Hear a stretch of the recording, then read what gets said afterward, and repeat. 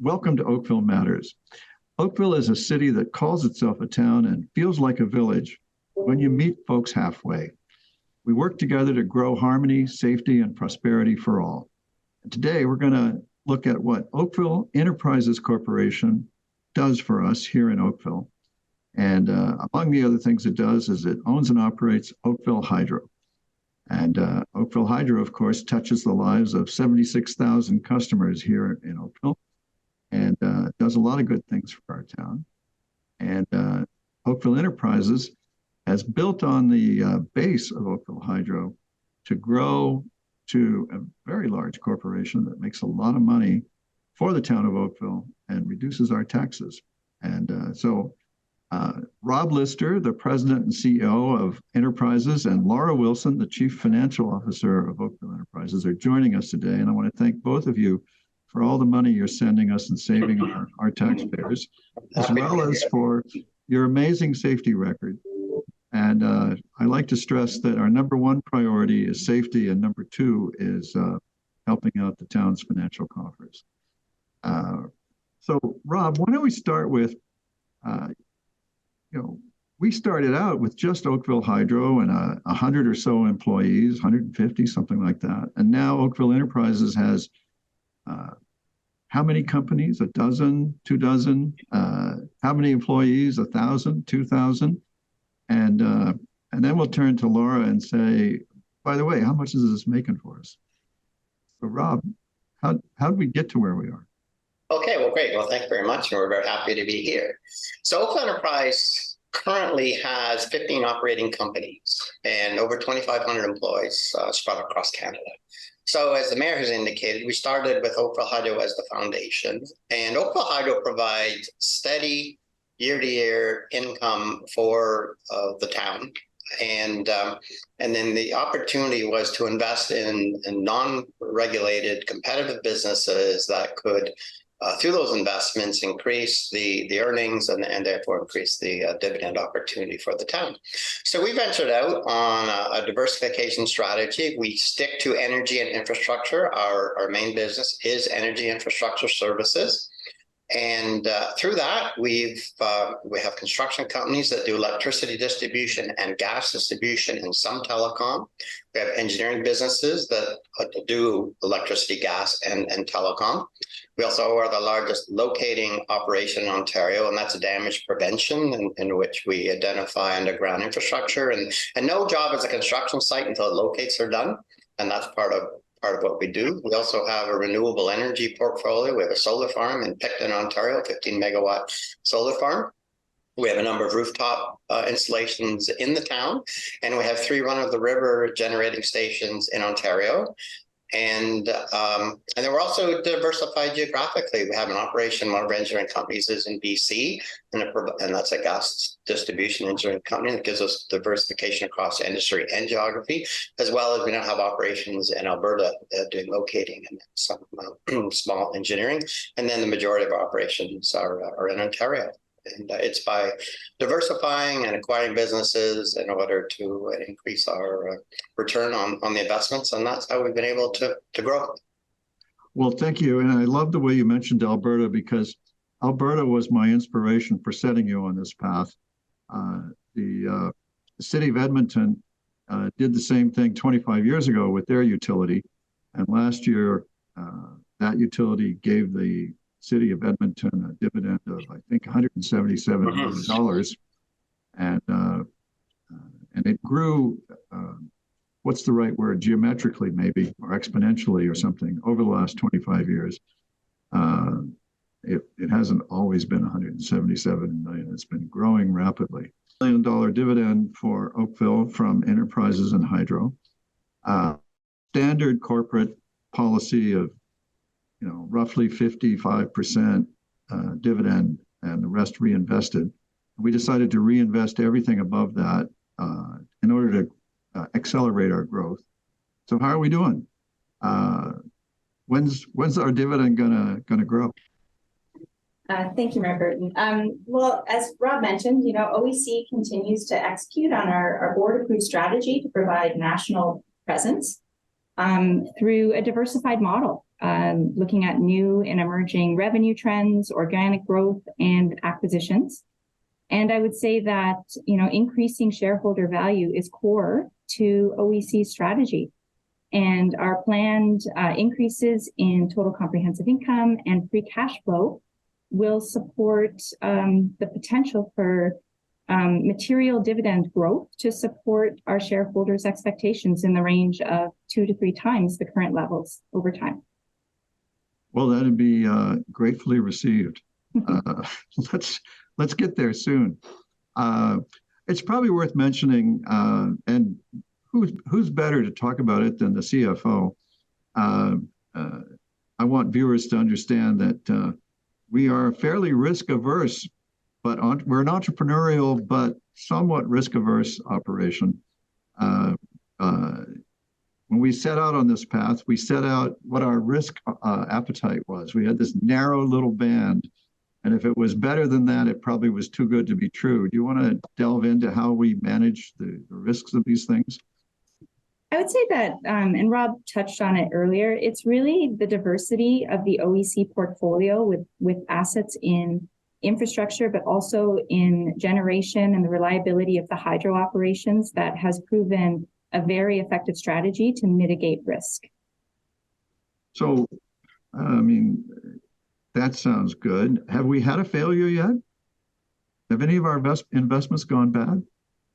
I would say that no investments have gone bad. 2022 was a challenging year for some of our businesses with rising inflation and supply chain issues and labor availability. But, our businesses worked well through these challenges and had very positive outcomes despite the economic landscape and the challenges they were facing. Yeah, I think it made the team Rob Lister has recommending the acquisitions to the board, it made them look pretty good, as far as I can tell. It's pretty unusual when you go out on an expansion path like this to always hit a winner. But to illustrate the win, over the last 5 years, haven't we just about doubled the assets of the corporation? Yes, that's correct. We've had significant asset growth through acquisition, and our 2022 TCI was $24 million to the bottom line. So that was an impressive result. Our viewers don't know accounting jargon, so TCI? Total comprehensive income. All right. And what is comprehensive income? Comprehensive income will include all of your operating income, so your normal revenue and expenses, and then includes amortization expenses on assets, interest on debt, and some accounting fair value adjustments of some, I would say, we have interest rate hedges or I would say financial instruments, fair value adjustments of financial instruments, all to get to the bottom line. All right. So now, given that everybody seems to, I believe there's good reason to believe that Canada plans to double its population or better this century. My own take on that is that there's going to be a lot of growth and a lot of, and the sectors that we're in, Rob, are all related to infrastructure to support growth of one kind or another. So am I right to feel bullish about the future for Oakville and its enterprises? Absolutely, Mr. Mayor. And I think there's a couple things happening. And not only is there a significant amount of infrastructure that's going to need to be replaced in Canada, and also there's new infrastructure to support the growth. In addition, we have the energy and electrification transition that's going to reduce carbon emitting infrastructure, and that's all going to lean towards more electrical infrastructure. So the business that we're in, which is servicing electrical, gas, and telecom, it'll be a much more telecom infrastructure also. So we are in a very good position to be able to continue to grow with existing customers as they increase their infrastructure spend, as well as new ventures where we'll also be leveraging the investments that businesses all across Canada and governments are going to be making. So we're in a very good, a good position.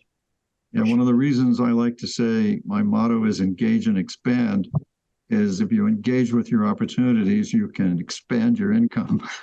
Well, we hope to Now, do that for sure. That's our model. Yeah. now, another infrastructure question that we often get is, oh, when everybody has an electric car, won't the Oakville Hydro distribution network crash and burn? And how will we ever handle it? Can you set people's minds at ease on that? I mean, let's start with the conversion to EVs, as great as it is, isn't all that fast. Mm-hmm. It's been a slow penetration of EVs in Oakville and across Canada. And Oakville did have the highest penetration of electric vehicles in Canada there for a while. And we're like 2%. Yes, it's a low number. And but we've been watching it very closely. And for I think almost 5 years ago, we had a pilot with customers that installed chargers, and we were piloting having control over the timing of those charging to see if that would help us manage the load. For sure, it's something that we're watching. We are looking at where the growth is going to be, and we have a fair amount of feeder capacity currently, and we have a fair amount of transformer, high voltage transformer capacity. So where we're going to have to watch it is on the actual individual streets where there could be greater penetration, and so we are preparing and planning for being able to increase the capacity, sort of like the last mile. In order to deal with increased penetration of chargers in certain neighborhoods, but it's all manageable, and it'll be a slow pickup, and so we feel very good about having a good handle on how it's going to evolve, and we'll be acting accordingly in advance for sure. Yeah, it might be worth pointing out that it's to our advantage to expand our infrastructure to meet the growth in load or electricity demand. I like the word load for that. But maybe you could, maybe the two of you could explain in lay terms why it's to our advantage to plan ahead and invest and meet that expected need. Yeah, Laura, I'll just say a couple of words on that, and then you can correct me if you like. The model in Ontario, many jurisdictions, is the utility makes its money based on the amount of assets that it has invested in the system. And because the model provides you a certain rate of return, and your rates are based on a certain rate of return on the investment. So the more we invest into the infrastructure in Oakville, the more opportunity there is for a greater actual dollar return. And so that's partly the model. Now, I'm just going to go back to the EV thing for a moment. There is a great opportunity for a lot of the EVs to be charged at night. And that's when the load across the province, across Oakville, is the lowest. And so there is capacity. I mean, you think of the load that occurs during the day compared to the nighttime, there is capacity there. So it's a matter of managing it such that you don't get too many EVs charging during the daytime. And that whole model will evolve overnight, but there's an awful lot of capacity. And also it's seasonal too. We designed the system to deal with the coldest of the winter days and the hottest of the summer months, and off season. There's a significant amount of capacity in the system. Well, and the macro system, the big Ontario system, as I understand it, I'll probably use the wrong word, spills power at night. We make more power than we can consume, and we have to get rid of it. So I've understood that there's been times when we paid people to take our power. Yes, the current model, and it all depends on the generating source. And if it was like in Niagara Falls, they can turn the tap down and reduce the amount of electricity that's being generated. But when you get to the nuclear stations, there has been more flexibility in the last few years, but you can't turn down a nuclear station. So if you generate electricity, it's got to go somewhere. And if the load is not in Ontario, then it's got to go outside of Ontario. And in order to induce other jurisdictions to take the electricity, the province has had to pay them at times to take it, and then that's at a market price. So that is the dynamic for sure. Yeah. So it should be reassuring to people to learn that we've got power to spare, especially if you charge overnight like I do. So you can go out and get that EV that you were afraid to get because you didn't know if you'd be able to get, if you didn't know if your house would be able to power it. We'd like to see more on the streets for sure. Yeah. On the infrastructure thing, before, just to embellish or go further into this, it pays us to build infrastructure that we need. We did run out of enough transformer capacity to get enough power into Oakville a few years ago. Maybe you could tell that story. And why don't you start with how much power Oakville actually needs versus, and then you could say how much we, how that got squeezed and how this turned into a good story. Mm-hmm. Yeah. Well, Oakville's load represents about 2% of the province's load. And we're, I don't have the exact number, but I think we're 300 to 400 megawatt peak. Though our peak load in the summer was a number of years ago, and we've not achieved that since. But about 15 years ago, it was identified that there was going to be a capacity limitation at the high voltage transformer level. And there had been 4 transformer stations that fed Oakville. And Oakville's quite unique. So we had the original 4, and then Oakville Hydro built a new one, providing us with 5 voltage transformer stations feeding Oakville. And that's a unique situation. A lot of communities don't have and those are all fed from different transmission lines, because we get power from Niagara Falls, it comes in from the Bruce, it comes from the nuclear Pickering and Darlington. So we have a lot of capacity coming from a lot of geographic directions into 5 stations, which gives us the very unique opportunity among local distribution companies to distribute our load or transfer our load within the community, depending on the load constraints or the need or if there's an outage. And that's one of the reasons our reliability is better than many. So anyways, back to the story. So there was a need. We typically Hydro One would be the entity that would build these stations. Oakville Hydro saw that there was a more effective, cheaper alternative by building it themselves. And so we built the Glenorchy transformer station, which is a 6th line in the 407. And that provides power into the north end of Oakville. There's a feed that goes from there down to the new hospital. And it has an awful lot of capacity for many, many years to come. Yeah. And instead of paying Hydro One, we're paying ourselves. That's correct. Yes, since we own the station, and the full cost of the transformer station is in Oakville Hydro's rate base, and that means that we're able to earn return on that investment. That all comes back to Oakville Hydro and ultimately the shareholders. I don't know if anybody nowadays knows the story of the Little Red Hen, but this is my favorite Oakville Little Red Hen type story, where we go, well, we'll do it ourselves. Yeah. And Laura, you're the CFO. Have you ever been sorry we did this? Oh, not at all. I think that Oakville Hydro, capital forecasts are based on long-term projections. That's, anticipating the needs of the future to ensure that we are set up for the growth that we're experiencing.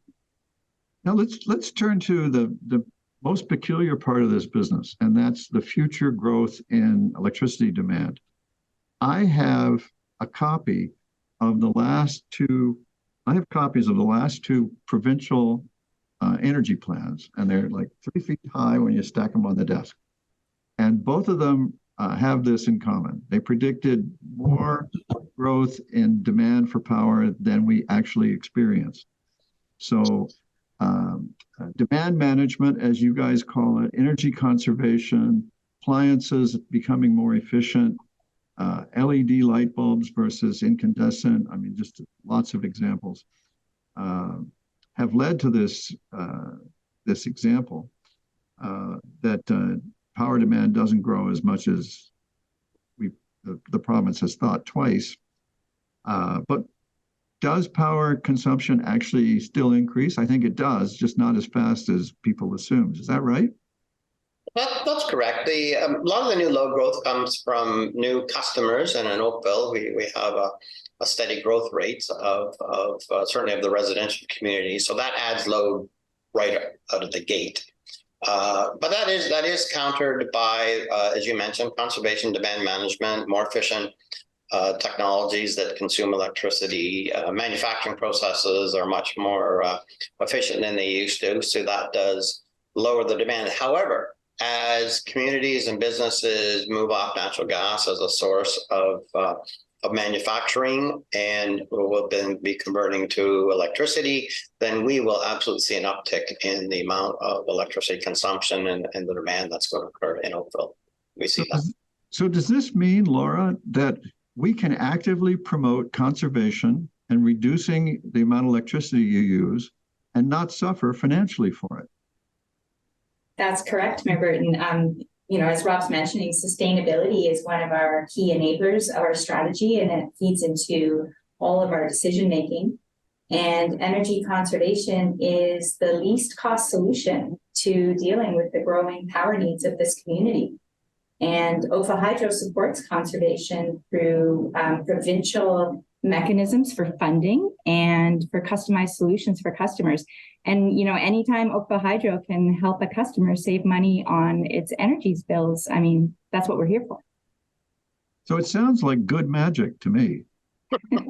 We practice virtue and still make money. So the other thing that's on everybody's mind these days is cybersecurity. And it would surprise people to know that you're involved in it.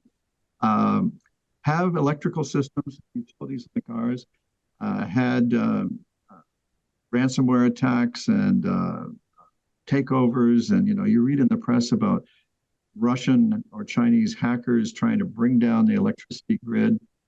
How do we keep ourselves, aside from being nice and not having enemies, how do we protect ourselves from that kind of threat? So Oakville Hydro actually has a very established, robust cybersecurity program. And it's aimed at safeguarding customer data and our grid from potential threats. And as part of the program, Oakville Hydro conducts regular assessments of its digital assets and focuses its investments on the ability to mitigate the most intolerable risks, and with higher priority given to address those higher risks. All right.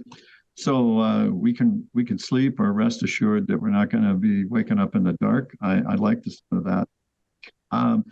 I mentioned at the top of the show that our number one commitment is to safety. How good are we at that?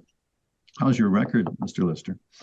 Well, we are very fortunate. We have a very good record. On the Oakville Hydro side, we've gone for many, many, many years without a lost time. We have a safety program called Staying Alive, which the genesis of that is that safety is a top priority. We work at every minute that safety is top of mind for all employees. Also, that's not just at work. That we talk about safety when you're at work, when you're away from work, and when you're at home, and it extends to your family. And so we train and coach new employees. We have a lot of new employees constantly. We work with existing employees, and at the other end, we fight complacency, because complacency is where is the leading cause of accidents and injuries. And so it is ever present in our day-to-day existence, and our workers are so aware of it. And we also we refresh the programs, we apply innovation, new technologies, new ways to just refresh the dialogue on safety. And that happens every day. And we've been extremely fortunate that we've just got an awesome record right across the organization on safety. Or possibly just extremely diligent. I'm not sure luck is, I believe purposeful living is how you get results. I don't think luck is a strategy.